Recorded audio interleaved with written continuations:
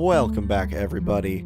We are talking about episode 4 of Kishiryu Sentai Ryusoulger, the one with the green tiger.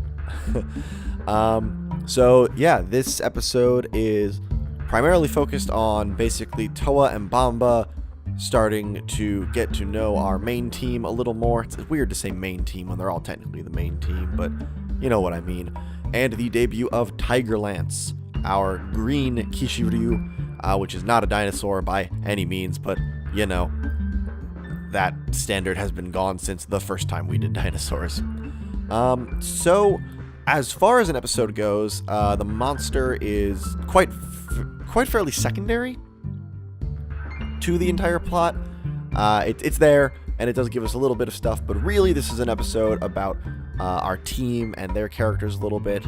Mostly Towa, just because it is his time for the mech to show up, and his relationship with Koh forming is sort of taking the forefront here. They are becoming a sort of rivals, and I'm curious to see if that's going to last, because they're rivals in the sense of they were competing for stakes, actually. You know, there was the bet, we'll join the team or you'll give us the map, which is dumb because Koh wants to share the map, but I guess it's just so he doesn't have to hang out with them. But we see they're both similar when they're being competitive, which was interesting. Towa does get a little hot-headed and takes that kind of similar initiative that Koh does, which was interesting and kind of fun for everything they were doing, like when they ran into the playground to go fight the foot soldiers that were in a line. I should learn the names of the foot soldiers. I haven't actually looked them up yet, but their dynamic was fun to watch, actually. Towa seemed like less of an ass this time, which was cool. And, you know, the competition seeming to be like a serious sword duel and then becoming like the silly leaf cutting and then the rock, paper, scissors. That was all very entertaining and cute, and Bamba just looking done with life. I did like seeing more of everyone together, just getting more of those personalities out there. We do still have Towa and Bamba's sort of one life for the lives of many philosophy coming up, when Bamba is like, you know what, this isn't going to work. I'm going to go take out the parent of the Minosaur again. And we get Towa being the one who's like, no, you don't have to. It shows, you know, already we have character growth. He even says at the end, part of it is because he thinks the team is growing on him, which is cool. I knew it would have to happen kind of quickly. I'm honestly glad it is, as opposed to dragging it out.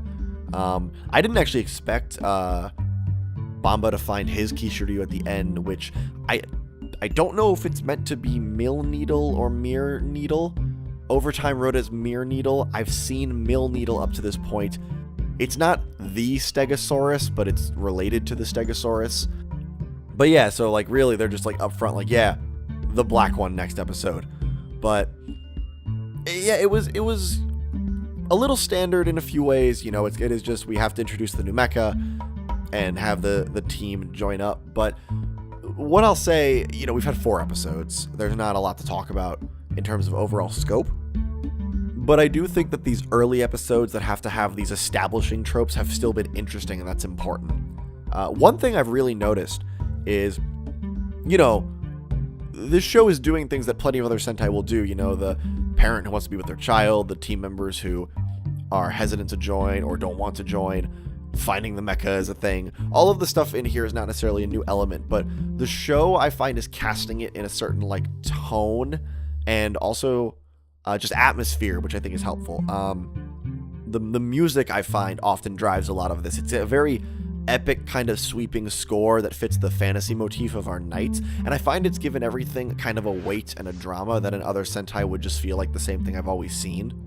And I really appreciate having that, and just letting it elevate what could be sort of boring. But it's also so early that they have to do this no matter what anyway, so it's not like I would dock points anyways for that. But it's nice to see that there is some substance to the style of the show, and we still get some good comedy in the episode. I do think Koh and Towa's contests were funny.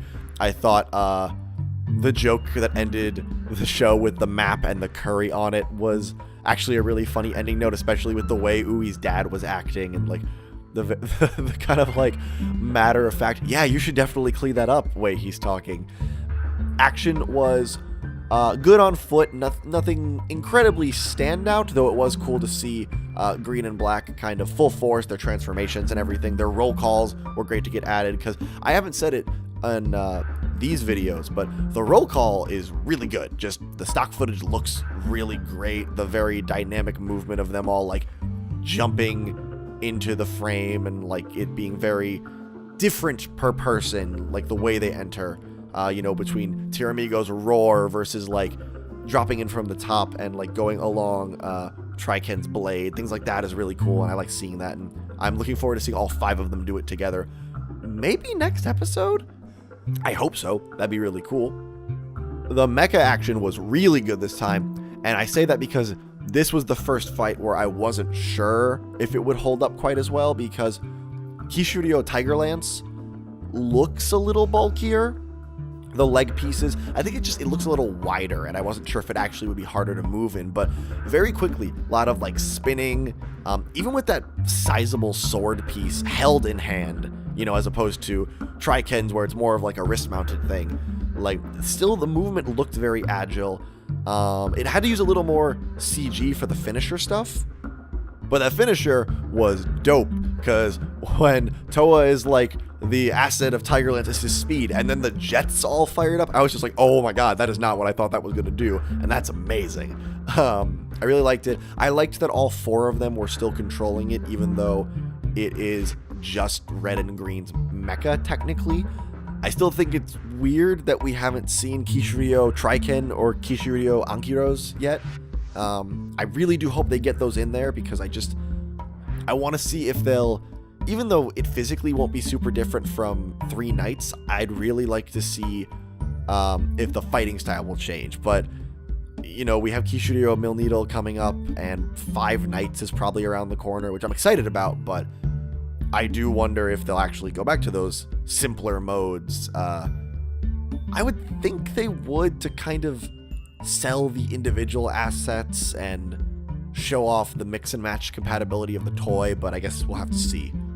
And next episode is looking like it's going to, aside from give us our last main mecha debut, it's going to have a little more drama to it. Something's happening to Towa. We'll probably get to learn more about Banba and Towa's relationship, which I'm excited about, because Banba talking about family at the end of this episode was finally kind of keying us into him a little bit, especially because, the way he picked up on what was wrong with the dad, which, like, you got that, but like the way his dialogue came off, it felt very astute and intuitive from a bigger brother, and that makes sense, and I like the way it sort of informed his character, actually. And we also got things like Asuna and him walking together and him not answering. We're getting little character interactions that I think are peppering personality in very well.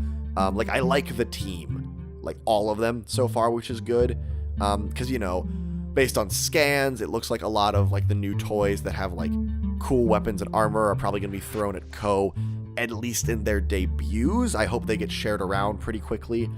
Some Sentai, when they do that, they do get passed around. Some, it's a long time before that. Something like Super Shinkenger, everyone got to use it, and I think Takaru might have used it more, but everyone got like some solid focus with it. But then like Q Ranger, they threw Pegasus at Lucky, they threw the like Sun and Moon one at Lucky, and then those like just went away once he stopped using them, and they didn't show up again until like really late in the show, when they just needed like a team's worth of powered up people, and that was weird to me. But I hope when we start seeing more power-ups and things that they pepper them throughout this team, because I like this team and I want to see them all do cool things in combat. Plus, like, you're gonna have a lot of options based on what we're seeing over the next few months of what's been revealed and all that stuff. So I'm hoping for some cool stuff there.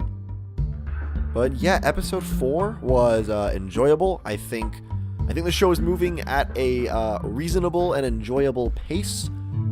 It's definitely not slow, and I don't think it's in the trappings of standard Sentai just yet. Standard tropes, I should say.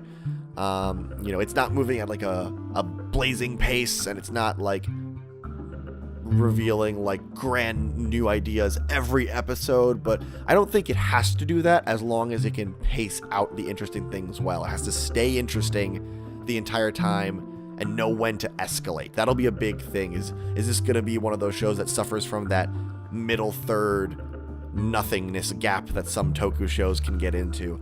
And we really have no way to know so far, but I am having a good time with Ryusoulger. I'm glad I'm having a good time with Ryusoulger, and I really hope that continues.